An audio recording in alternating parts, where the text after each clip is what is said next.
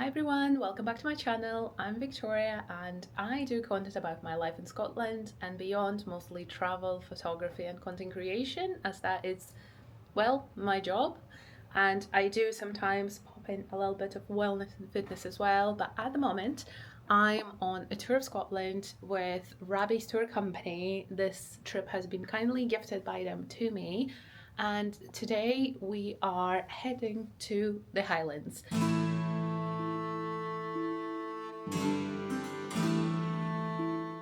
I'm so excited. I'm such a castle girl and I can't wait to show you everything as well. We are actually expecting a storm this weekend, so see how we get on, but the goal today is to frolic around castles and estate homes and sleep in the Highlands today, which I'm so excited for.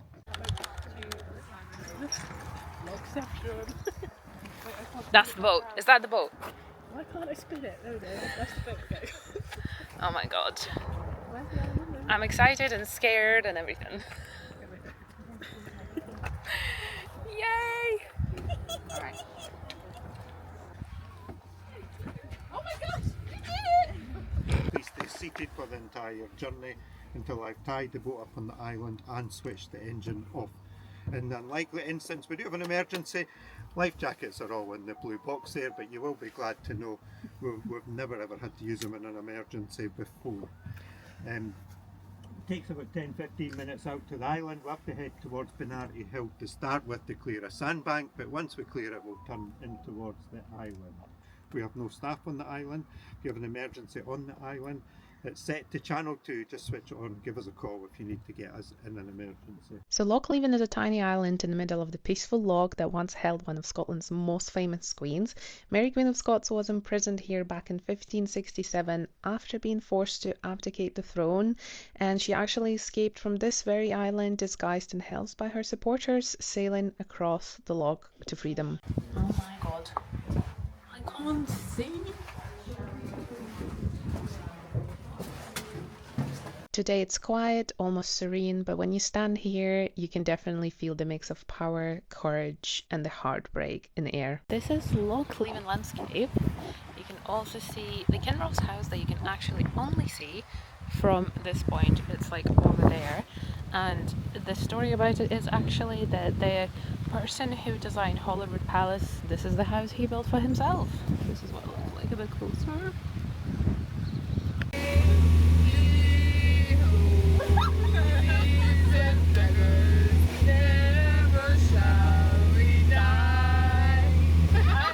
Historic Scotland tends to be the ones with no roofs.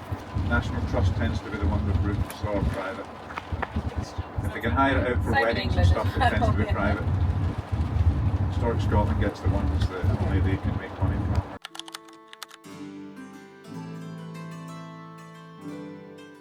So the hair is up and Storm Amy has arrived, and we are now at Scone Palace, literally 30 minutes before we go to the castle that I've been waiting this whole time.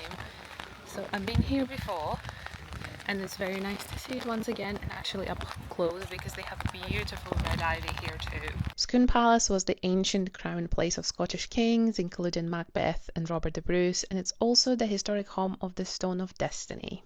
Apparently you get a stunning view of the castle coming down this driveway. It's a great view. It's a bit, a little bit far. Someone's here to say hello. It's giving Scotland. It's giving Mitzi. Be taking you around today, and that's for you to keep. And this is Andy, our piper. So it's traditional when you come to Scotland and somebody pipes for you, you have to toast the piper. Okay. So we have to look at him and we say Slanjavar. So 1, 2, 3. Slanjavar! And in response, every Highland British Army regiment has its own Gaelic toast. And the regiment that I served in for nearly 30 years had a Gaelic toast that goes like this. Joch slange na ban ri, slange na haba gubra, like a slange, a guhuya, guya, slange. Now the piper is made to kiss the bottom of the quaich, because most quaichs are a lot larger than this, sometimes have about half a pint of whiskey in them. The quaich has a meaning of friendship, used at christenings, weddings. I've never seen one at a divorce, but I've certainly seen a few weddings in here where the bride and groom share a quaich. It has 2 handles for a reason, because when you give, your friend or enemy, the quaich, they have to take it with 2 hands. That way they can't stab you in the back. And that goes back to the clams, probably from about the 1200s onwards. They were made from horn, pewter, then silver. Often given as a keepsake. I've got a really nice one at home that I was given when I left the army after 30 years, worth a lot of money. But they are a nice thing. They're in the gift shop by all accounts. If you ever got one. It's a friendship cup, and it's used all over Scotland as a sign of friendship and sharing. And that's a little bit of story about the quaich. As I said about the piper kissing the bottom, he's then made to play again because it's easy to kiss the bottom of the quaich and not drink the whisky. So in the army, when pipers come in and play around the table for the officers or the senior NCOs, they're made to drink the whisky, kiss the bottom of the quaich, and then play again to prove that they have drunk the whisky, because you cannot drink half a pint of whisky and blow a set of pipes straight and hold the whisky in your throat. It's totally impossible. I've not mastered that art. So that's the quaich. Wee bit of story for you.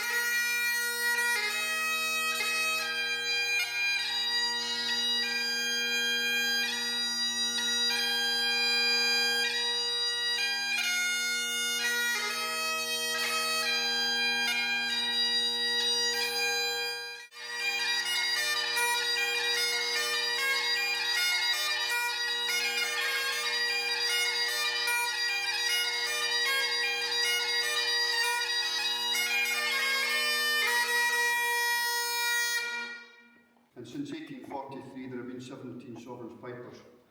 I was quite fortunate that my brother was the 13th piper for Queen Elizabeth II for 5 years. So I managed to play a couple of private gigs at Balmoral, etc. And hope you enjoy the playing. I'll go out with a tune called Scotland the Brave. Everybody knows it, especially the staff, because they can open the door when they hear the tune.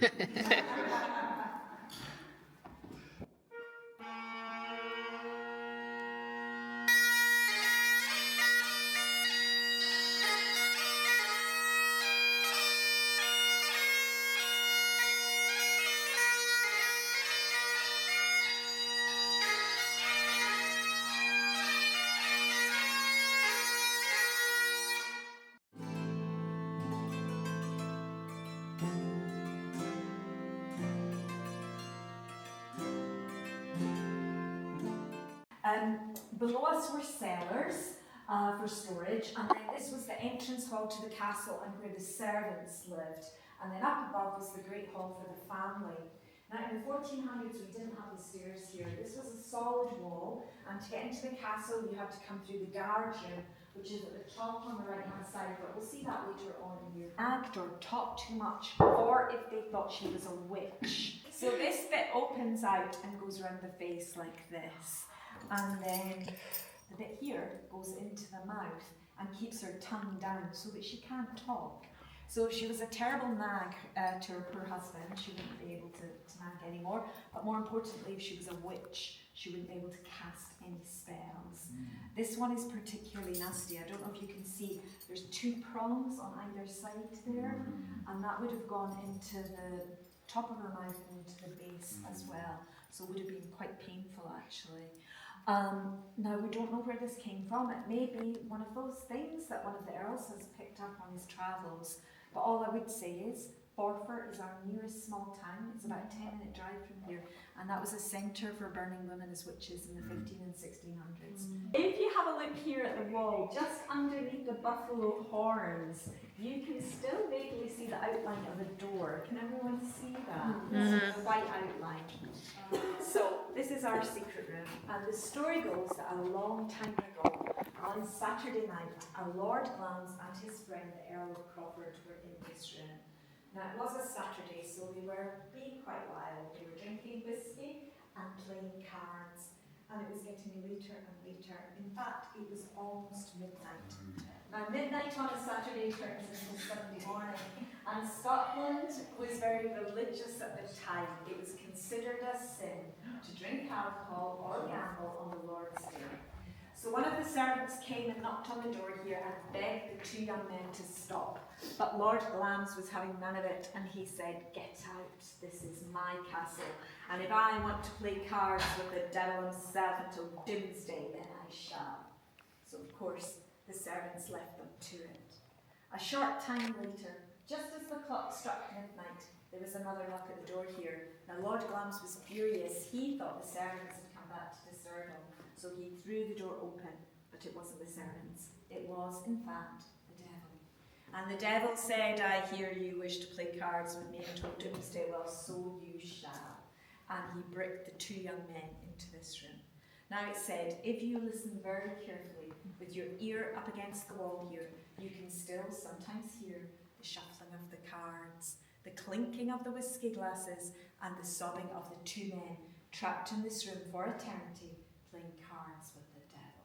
So a little bit more about Glams Castle, that is nestled in Angus in Scotland. So it's one of the country's definitely most beautiful and most mysterious castles. It's been the ancestral seat of the Bowes-Leon family since the 14th century, and it's famously the childhood home of Queen Elizabeth, the Queen Mother, where you will see there's lots of photos of her. And she was born here in the 1900. Her daughter, Princess Margaret, was also born at Glams in 1930. The castle's history actually stretches back even further. It was originally a royal hunting lodge before becoming a family residence. And then over the centuries, it's gathered countless legends and ghost stories. It's known as the most haunted castle in Scotland. So one of the most famous tales is that of the Grey Lady, set to haunt the castle's chapel, believed to be the spirit of Lady Janet Douglas, who was accused of witchcraft and burnt at the stake in 1537. Visitors still say that they feel her presence in the chapel to this day. There's also a mysterious monster of Glams, a legend about a secret deformed heir said to have been hidden away within the castle walls. Beyond the ghosts, Glamis is just so beautiful. It's full of royal history, elegant rooms, and beautiful gardens. It's definitely a place where the line between the fact and folklore blurs a little bit. It's a castle that holds both Scotland's royal heritage and its most enduring mysteries, for sure. This is obviously the couple's bedroom. The bed's interesting though. All the original embroidery was done by the Queen Mother's mum, Countess Cecilia, and she had 10 children. And if you look under the canopy there, she embroidered all their names and their dates of birth. So you have to be on this side to see it. It's under Scandalous. Look, her shoulders. yeah. But the second reason is more superstitious. They thought if death flew past the window and you were lying down flat, they would just think that you had died and take your soul. So it was always safer to sleep sitting up. So death knew you were still alive and would leave you alone. So there you go. So that's the story of the short beds. Now, what better way to finish a visit to the castle rather than sipping tea with your friends and chatting about all things ghosts and stories? I absolutely loved this little treat from them, honestly. Put me in a castle, give me a cup of tea, tell me stories, and I'll be happy. So we then made our way to our final stop of the night, is to our hotel. Storm Amy was already blasting it all through, but Simon obviously kept us very safe. And that's one of the things about Rabbie's. First of all, it's a really personalized tour. You can also order yourself a private tour if you wish, but overall the itineraries and the stops are made in a way for you to feel the Scotland to its absolute best. And they are actually running a special offer with a discount code that I popped below in the description. Okay guys, good morning. I feel like I haven't spoken to you in ages, and it definitely has been a night. So yesterday we have done Loch Castle, then Scone Palace very quickly because we had like a super quick stop, and then we spent a lot of time in Glams Castle, which is very famous for the ghost stories, but apparently most ghosts are kind in a castle. It's probably now is my favourite castle ever. I'm obsessed with it. Before that it was Dunrobin Castle, and I still really love it, and I think they're very different, but Glams Castle is honestly like so good. So yeah, Dunrobin is very kind of like princessy, and I think it's like a lot nicer outside than it is inside. But Glams Castle inside, absolutely sensational. But anyway, this is not how the night finished. So we are currently in the thick, or maybe just past, the storm Amy, and it was an amber warning for wind and rain. And yesterday, when we came to check into our hotel, it was a power cut, and the power is still not back. We don't know when it's going to be back. So we had a very quiet night, no scrolling, no lights, just straight to bed, and I had to have a very cold shower this morning, which actually woke me up. So yeah, now I will do my super quick and easy makeup and actually see what's happening downstairs, because on top of that I also don't have any service, which makes for a fantastic Highlands experience. I'm actually like, this is the trip that I will never forget, and these are the kind of things you can expect in Scotland. If there's storm, you will lose power in some areas, and you will maybe lose service and stuff like that. So, but it usually comes back on pretty quickly, like next morning or actually the same night. It really depends, unless it's like a super rural area, then obviously it might be a little bit difficult.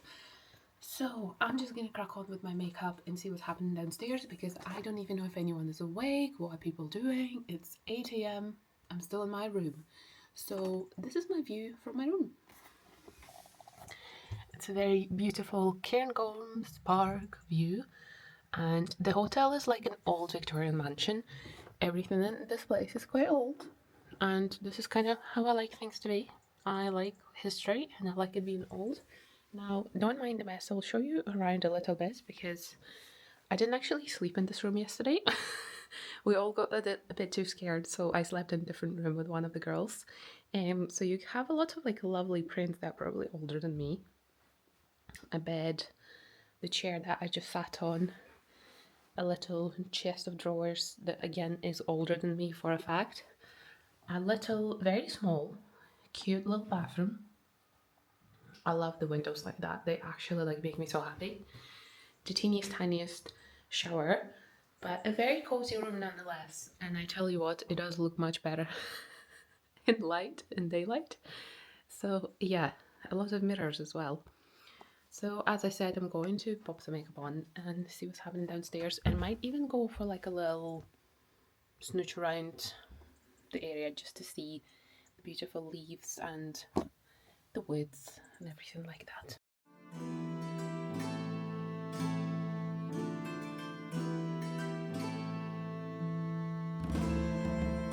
So we were really scared of staying in like one particular room that they gave us, which is very separate, and we just came to see it in the daylight. Like a house. Look at this. So imagine this in the middle of the night. I feel like that would have been quite scary. But anyway, we then made our way to the Balmoral Castle. We knew that the gardens were closed and obviously you couldn't see the castle at all. So we made a stop at Craithie Kirk, which is a church of Scotland, and it's famous for being the place of worship for the British royal family when they are in their residence at Balmoral Castle. And there's another special thing you can do there too. There's a post office from where you can send a lovely little card with a special Balmoral stamp to your friends. So I sent actually one to my mum, which she really appreciated and she didn't expect.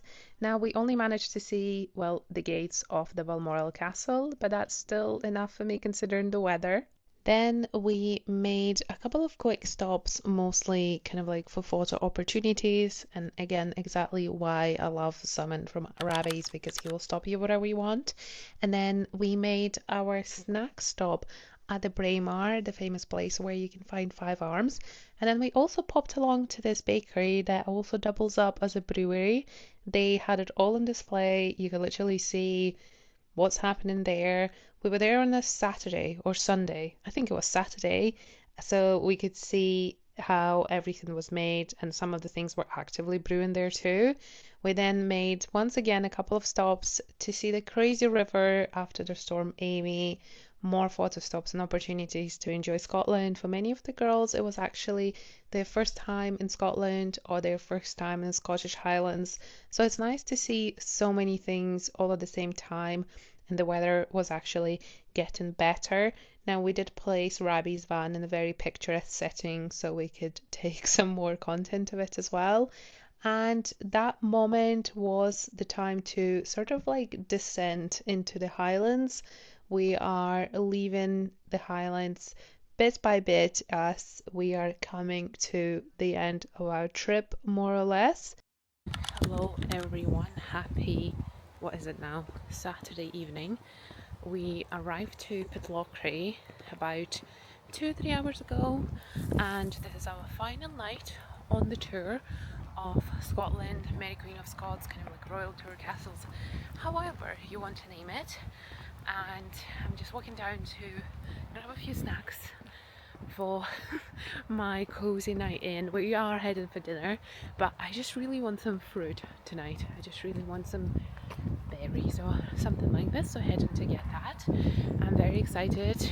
Honestly, like, these last 4 days have been absolutely sensational, and then on top of that, so these last 4 days have been absolutely sensational, and we do also have one day left tomorrow. It's also a full day, so we will be heading to Stirling Castle, to Linlithgow Palace, and then we are also going to be going to Aramea Campbell, who is a fairly famous tweed designer and weaver in Scotland. I'm very excited because I have met her before at the Witcher event, and I can't wait to actually see where herself and her team works. So yeah, that's the plan. So I feel like this trip has been an absolute dream. For a very long time I wanted like a proper, 5 or 7 day tour around Scotland, whether that's just myself, with my husband, but this opportunity came up and I couldn't pass it on. So I've done it, and super happy I have. If you needed a sign to do an autumnal trip in Scotland, consider this is it. So good morning from a Sunday, and we are already heading out to our last day of this huge tour with the Rabbies. Actually really sad because it's just been amazing, as I just said the other day. And our first stop of the day is a brief one, as we are heading back to the Edinburgh area. We're stopping at Stirling before, but no Scotland trip is complete without seeing beautiful Highland cows. Yes, hello. Oh, that was rude, wasn't it? That was a little bit rude, mister. This one's scary. Anyone else? Oh my god, absolutely not. Do you want some? I'm okay. Do you want a feed? Okay. I'm okay. What? So welcome to Stirling Castle, one of Scotland's most iconic landmarks. The Stirling Castle is actually very important to Scottish history because people used to say, who has the keys to the Stirling Castle has the keys to Scotland. This castle is so historically famous, it's seen so many battles, and is once home to Scottish kings and queens as well. So let's explore together. Words will be held, but you have to make sure not to spill any of your secrets here in the Scottish Royal Court, because we do love to gossip, so... But here in Scotland, we knew that our monarchs, the Stuarts, were very good with their strategic marriages. And essentially, they'd just gotten on the throne by marrying the right lady. Whereas in other European countries, they really did believe that their monarchs had been chosen by God and they were almost holy themselves. But here in Scotland, it was a little bit different. The kings and queens actually had to be good kings and queens, and the way that they treated their people really mattered. The kings that were not very popular here in Scotland, they usually had accidents. So it was not recommended to come here and try and be an autocratic king. You wouldn't last very long. But in this room, you might also notice that there's a lot of really beautiful decorations. We've got Since coming to Scotland, like their mistress, they were married Scottish gentlemen, and as a wife it is their duty to have children for that husband. So quite often there's one or more of them away at a time on the tag team. So I quite often fill in the gap in that sort of situation. But I've been around court for a long time. I'm on my third monarch now in Mary Queen of Scots. I was around in the time of King James IV. People say it's one of the most interesting castles to explore, and I totally agree with it to some extent, but one of my favorite things was the actors. So throughout the castle you have kind of like the cast members of the team who play a certain role and they make exploring the castle very interesting. However, I do have to say I was a tiny bit disappointed because so much of the castle was brand new and restored, and there's also a reason to that, but still. I'm not sure. Not sure about Stirling Castle. She's quite new. Oh my god, guys! We're having some be real opinions I think we're gonna have a fight with Simon. It's not. So yeah, I would love to know your opinion on the Stirling Castle, but the next stop for us was Linlithgow Palace, and here you can see kind of like the plaques of every monarch the UK had, which I find was very cool. Linlithgow is actually a very short trip from Edinburgh, and this palace is one of Scotland's most beautiful ruins, and it's definitely one of the most fascinating for me. It once was a royal residence and it was the birthplace of Mary Queen of Scots in 1542. As you're standing here, it's actually quite easy to imagine the life and the grandeur that once filled these walls. They have a lot of images and pictures to help you see what it used to look like before, banquets, celebration, and even some quiet moments of the royal family life as well. The palace was a favoured stop for Scottish monarchs that were travelling between Edinburgh and Stirling. It's also known for its impressive architecture. It's absolutely enormous. So even though it's now roofless, the remains still carry a sense of majesty. There's a lot of spiral staircases, huge windows, and an absolutely enormous kind of like kitchen chimney or whatever that was. Linlithgow isn't just a ruin, it's a window into Scotland's royal past, and this is where I would definitely recommend you to go if you're in Edinburgh or near Edinburgh, because this is unmissable. But moving on, our next stop was actually something that wasn't initially planned, but something I'm really glad Rabbie's included in our special tour. So this is Aramea Campbell's Atelier, where they hand weave a lot of the beautiful items. They are designers of some of the best Scottish tweed and tartan. So it's quite a slow process. We're going one pick at a time. And so each of these strips is one line of your repeat. So then when the loom gets around to the beginning, you'll then be weaving wide scarves, shawls. We have blanket wraps as well, which are the width of one shawl stitched together and an arcing rows. I was saying all the undyed signature pieces are inspired by nature. So you've got feathers. We had Storm back in 2023. So there's dry stone walls and Caledonian forest, because half of Scotland's forest was definitely beautiful traditional skills and some long-standing trees that aren't there anymore. And then you have Staffer. So I originally met Araminta at the opening of the Witchery a few months ago, and ever since I was supposed to come and visit, and it's actually taken me months to do that, but I'm so glad this was part of the trip. We had a chance to look at all of their collection, some of the signature bits, and my favorite part, picking out my own scarf.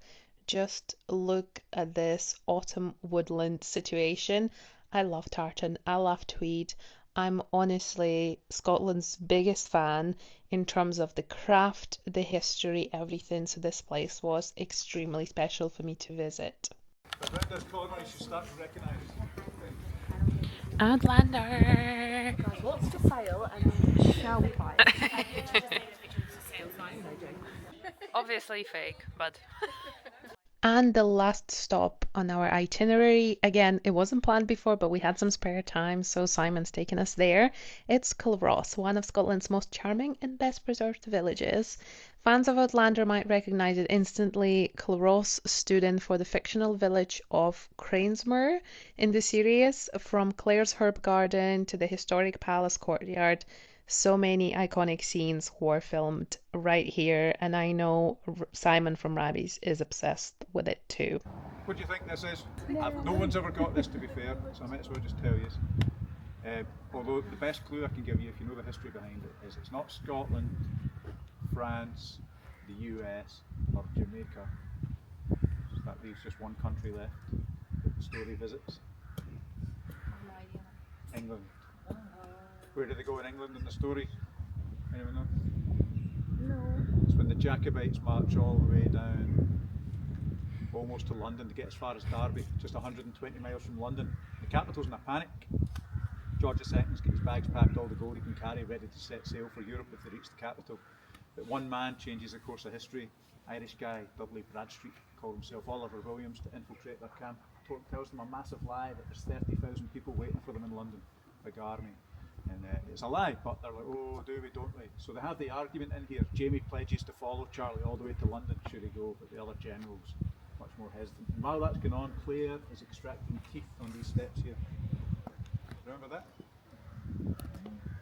And after the council's done, Jamie comes out and Charlie has stolen his horse.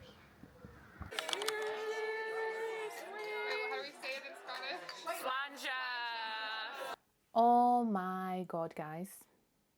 I'm just back home from the Rabbie trip. Well, it's the next day, but we came back yesterday.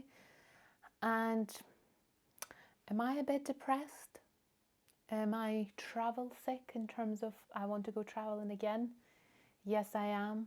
Have I fallen in love with Scotland once again? Yes, I have. I'm already biased. I love Scotland more than anything, but this trip has been absolutely everything. A girls' trip, castles, driving through Highlands, and all of that kind of stuff that you would have seen already. The ultimate adventure, and obviously this is like a video part 3, so I thought we could sit down at the end and debrief. If you haven't seen part 1, please go and watch it now and then come back to this. But if I had to put this trip into 5 words, I would say fun, exceptional, beautiful, I don't know what else, inspiring 100%, and definitely unforgettable, because like the group of girls first of all, and like the guides, the private tours around the castles, people who organized it, everything about it was absolutely perfect. Like there wasn't one thing that would have changed, even though we had no power in our hotel. Like that was a quintessential experience that I feel like we all needed.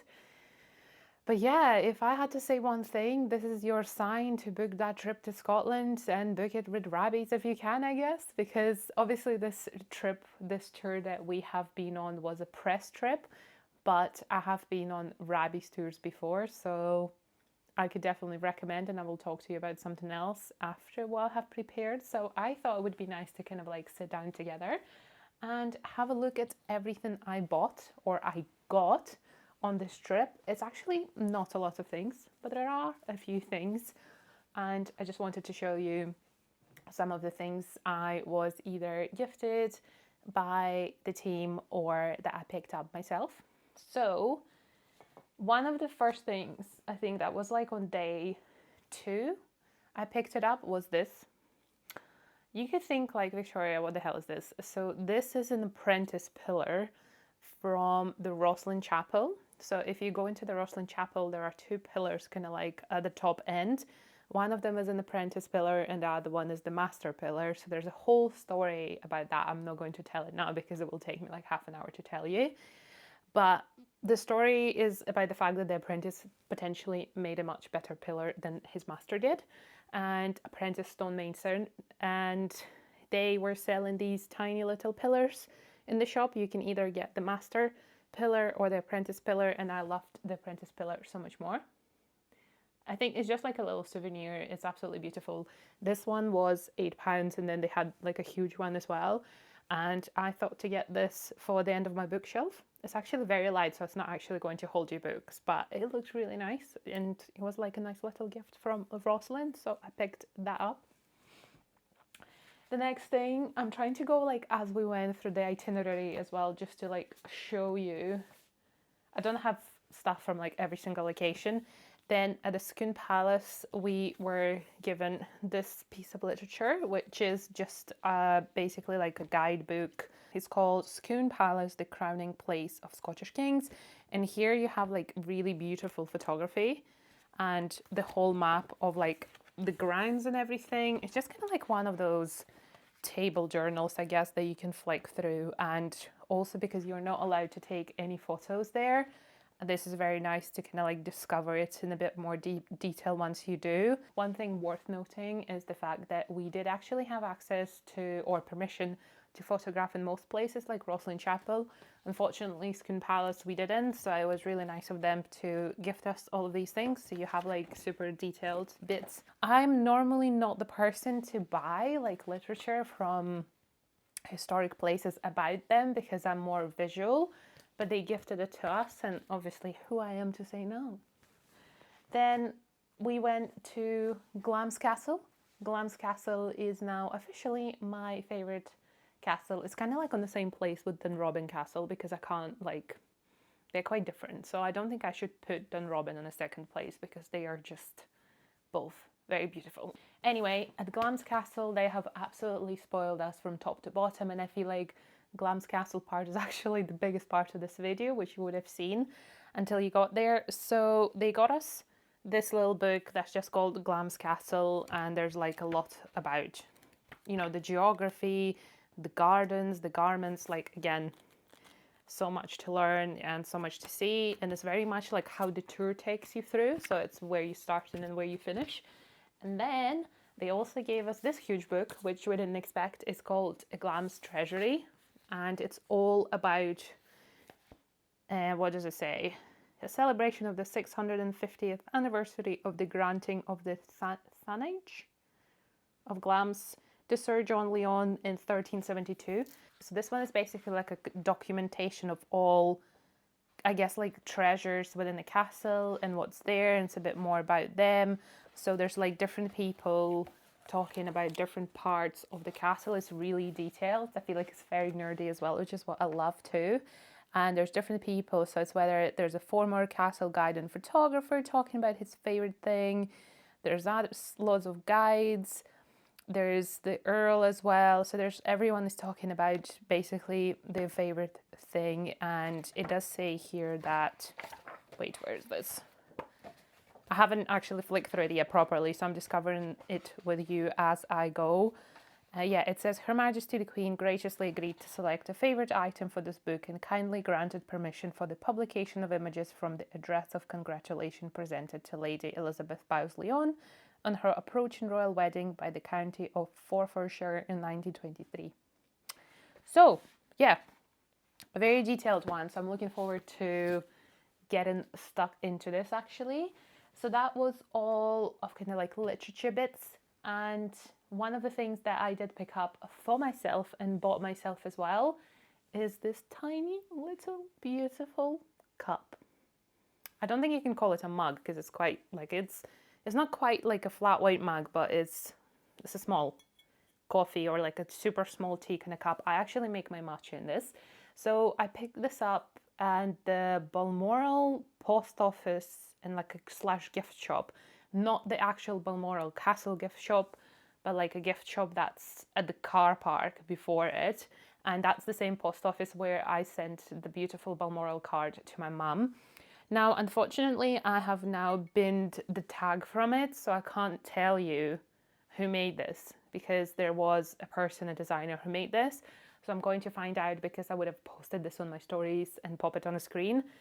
But most of her work in ceramics is with the little birdies. So that's what she does. I just fell in love with the cup. I'm never usually the one to buy something like this. Like, I always like them everywhere, but I never buy them. And this one just stole me because it's just a little bird. And if you fill it up with like matcha at the top, it looks like it's drinking it. So I thought that was very cute. And then last but not least, and also possibly the most special item, is a scarf. A scarf that I didn't expect at all. So this is the most beautiful tartan scarf from Aramea Campbell. Aramea Campbell Atelier and Studio was our last stop of the whole trip. So it would have been one of the last things you would have seen. So I met Araminta before during my visit to the witchery shop.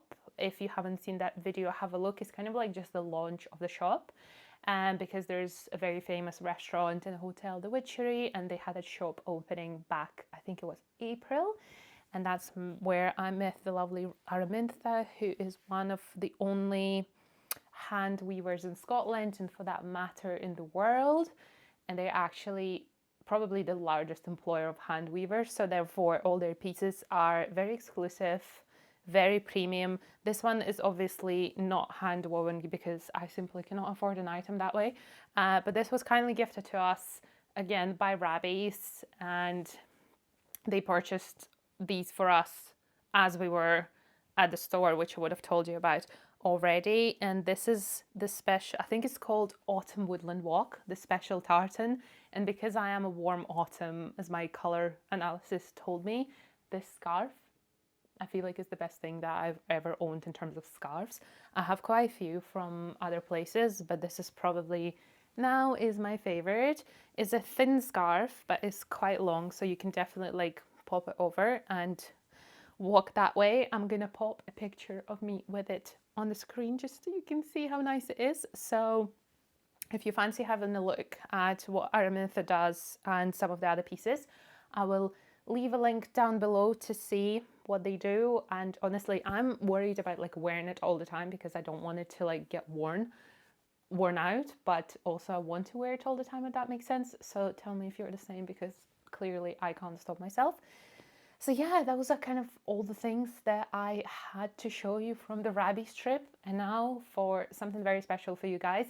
Now, whilst this video is not sponsored by Rabbie's, all views are my own, they have kindly given me a discount code for you, which you can use for your upcoming trips with Rabbie's in 2026. So the deal is, I've got a link for you down below, and if you go through that link and then you book your Rabbie's tour departing any time in April until November 2026, but you do have to book it between 20th of October and 16th of November to get a 20% discount on all multi-day trips from Rabbie's. You will get 20% off, which I think it's an insane deal for Rabbie's, because if you're booking a multi-day trip, that's a huge saving. And worth mentioning that that is valid on all of the UK, Europe and Ireland trips. So it's not just the UK, it's not just the Scotland, it's everything they do, and you're getting 20% off. Now, if you're watching this after the 16th of November, or if you're booking in a different time window, or if you're also booking a single day tour, I do have another discount code that you can use, which is Victoria10, and gives you 10% off on all of the day tours and other tours that are out with of this 2026 offer. But if you do have any questions about like how this works, please feel free to leave a comment, and I will also leave a description down below. It was very kind from the team of Rabbie's to share this special discount code.